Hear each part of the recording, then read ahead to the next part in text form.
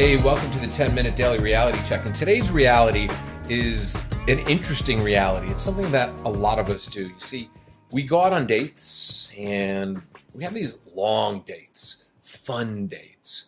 You know, you connect all day long. One conversation leads to the next. You're both sharing things about yourself. You're being honest, authentic, vulnerable, and real. And then it comes down to the end of the night. There's always that awkward period at the end of the night when man and woman are driving slowly. Well, then again, if you are a old-fashioned couple, the man actually picks the woman up. Yes, gentlemen, men actually used to pick women up from their houses and drop them off to their houses. Now we just seem to meet at Starbucks and have a caffeinated latte. But there were these days when we used to pick somebody up.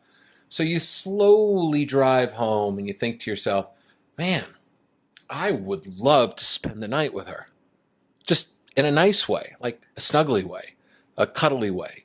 Because remember when we were kids and we had sleepovers?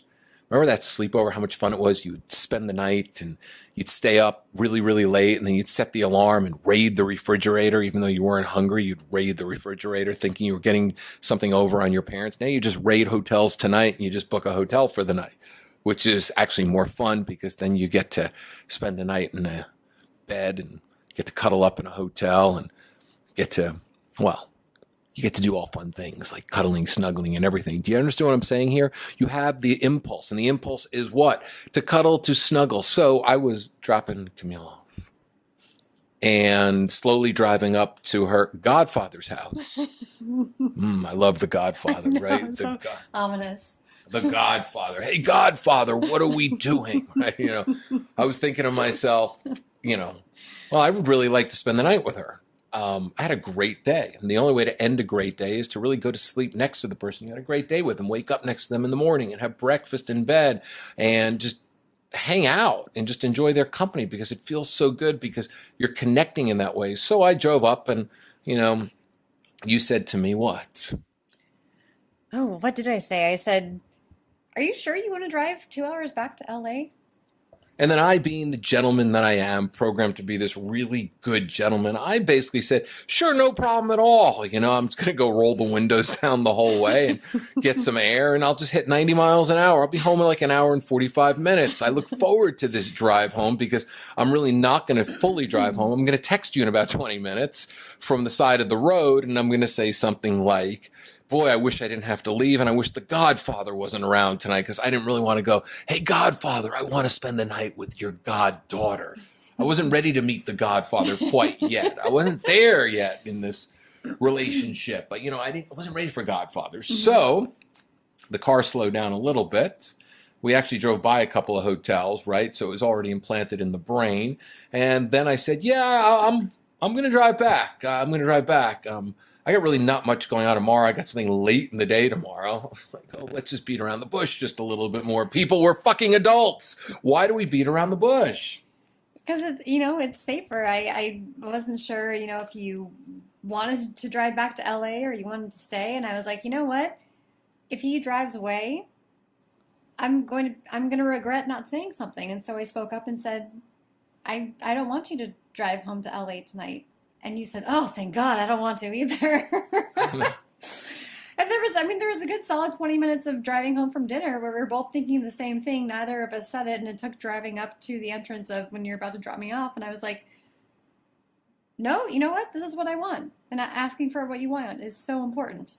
Okay, so why don't we ask for what we want when it comes down to date? You said something that was very interesting. It's like there's the assumption of sex, right? And the fact is, even at dinner, we talked about sex. It's like it's a build-up process. It's this man, woman, I'm attracted to you, you're attracted to me, we're really enjoying each other's company. It's like, let's flirt, let's have fun. It's like we talked about cuddling. We talked about everything, right? When it comes down to cuddling and snuggling and the whole thing that's so important. But yet, why is there this whole dance, this fucking dance that men and women do? It's this painful dance that we do instead of being upfront because we talk so much about living in the moment and being in the moment. And that's what reality really is. It's like being in the moment. I'm in the moment right now. You're in the moment. This was a great day. We've been together 7, 8 hours, right? You know, it flowed really simply and really easy, and it was special and great, and the conversation was so much fun. And the natural thing to do is, because we're adults, is to fucking go to hotels tonight, book a goddamn hotel room, hustle a free breakfast out of them because the system was Well, down. that was all you. That was all me, right? You know, and spend the night together, because that's how magic is created. But in turn, what we do is We kind of force an ending on something because, oh, I don't want to be, I don't want to be that girl who spends the night on the first date. Well, define what that is for you. If it's keeping it PG-13, then, you know, be upfront about that. Make it what it is for you. But if you want to spend the night in a hotel with someone who you just had a 7-hour date with, who drove 2 hours to see you, ask for that. Let people know exactly where you are. And if they can't meet you there, then that's okay. At least you asked for it. But don't have that feeling of regret of, you know, oh, I should have asked for this, or, well, I was thinking this, but I didn't know what he was thinking. That's the worst. And you know, it's hard to get over that. But once you do it once, it becomes much easier. Well, you never know what the other person is thinking, and that's the whole thing. I think dating is about people speculate. I call it the speculation game, where people are constantly speculating. You know, they go home and they call their friends and they say, I had this great date, but I really wanted to spend the night. Well, I wonder what he really wanted. It's a good thing you weren't vulnerable. Or people will speculate, what did they mean by that? Or what did they say? Or why did they say that? Or how did they say that? You know? And I don't understand. They were telling me the story about their father. They were telling the story about their mother. Does that mean that they have this issue with their mom? Or we're so afraid to really say what we really feel, because we're so, as a society, we're so trapped in not being vulnerable. And vulnerability is actually really, really sexy. It's extremely sexy. And it's not being needy. It's not oversharing. It's not looking for validation from someone by saying like, oh, I had this traumatic experience as a child, you know, and then expecting them to fill in a void for you. It's saying, hey, look, here's who I am. Here's part of my story. I'm going to share this with you. And it's being okay with whatever outcome they have. You're not looking for validation. You're sharing a part of yourself with them, regardless of how they react. You've got to be okay with whatever they react with. Because if you're looking for a specific reaction, a specific outcome, it's very easy to disappoint.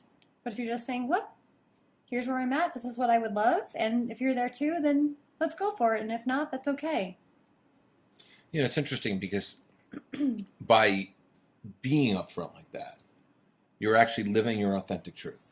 Which is so refreshing and so aligned, and it's so the opposite of taxing and like having to tailor yourself to what you think other people want from you, which is usually not what they want from you anyway.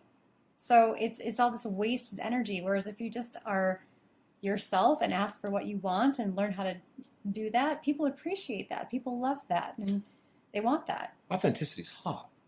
Fucking hot. Fucking, it's the biggest turn on the entire world. It's like if our world was authentic, none of us would have the games that we play.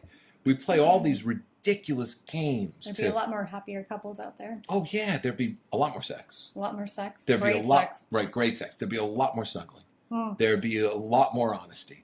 There'd be a lot more happy couples. I mean, there wouldn't be these couples that are sitting around gritting their teeth miserable because they can't stand the other person, you know? Because they never ask for what they want. The other person can't read your mind. You have to tell them what you want. You can't hold that against someone if you never tell them. Your needs are so important, your needs. And people are so afraid to talk about their needs because they think if they talk about needs, then they're too needy. But in reality, we really take good care of ourselves on a regular basis. We just need to step up and be more authentic. So fuck being a gentleman all the time. Because the fact is, if you want to go and snuggle and have a sleepover with somebody in a really great hotel in Palm Desert, I always say, what do I call it? Desert Palm. In Palm Desert, then step up to the plate and do it. The reality is that you are not going to get what you want by literally beating around the bush or driving home in the middle of the night to Los Angeles when you really wanted to spend the night with somebody. And what are you going to do? Wait for the next time? Sure, you can, but the next time would be even more fun if you actually had this time, which led to the next time. Because if you think about every magic moment out there, we're always waiting for these magic moments to happen but we're not creating these magic moments in the present. So we get into speculation. Then all of a sudden, if we don't spend the night together, we think how we wanted to spend the night, then everything gets awkward after that. So there's just like this awkward moment of connecting with somebody. But in reality, fucking just go for it. Anyway, we got 10 seconds left. How do people find you? Camila Virginia, masterofflinedating.com. David Wygant, you know where I am every single day.